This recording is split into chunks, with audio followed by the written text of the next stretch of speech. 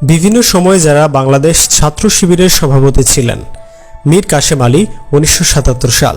doctor Mohammad Kamruzzaman 1978, doctor Mohammad Kamruzzaman 1979, অধ্যক্ষ মোহাম্মদ আবু তাহের 1980, অধ্যক্ষ মোহাম্মদ আবু তাহের 1981, মোহাম্মদ এনামুল হক মঞ্জু 1982, সাইফুল আলম খান 1983 সাল, Mohammad Tasnim Alam 1984, Mohammad Tasnim Alam 1985, doctor Mohammad Taher 1986, doctor Mohammad Taher 1987, Mohammad Shamsul Alam 1988, Mohammad Shamsul Alam 1989, doctor Aminul Islam 1990, doctor Aminul Islam 1991, Abu Jafar Obaidullah 1992 সাল, ব্যারিস্টার হামিদ 1993, মোহাম্মদ রফিকুল ইসলাম 1994, মোহাম্মদ রফিকুল ইসলাম 1995, মোহাম্মদ শাহজাহান 1996, মোহাম্মদ শাহজাহান 1997, মতিউর রহমান আকন্দ 1998,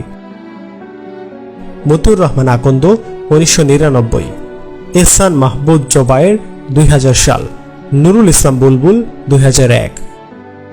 নুরুল ইসলাম বুলবুল 2002, মুস্তাফিজুর রহমান মঞ্জু 2003, মোহাম্মদ সেলিম উদ্দিন 2004,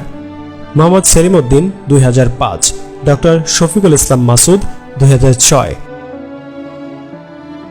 ডক্টর শফিকুল ইসলাম মাসুদ 2007, জাহিদুর রহমান 2008, ডক্টর মোহাম্মদ রেজাউল করিম 2009,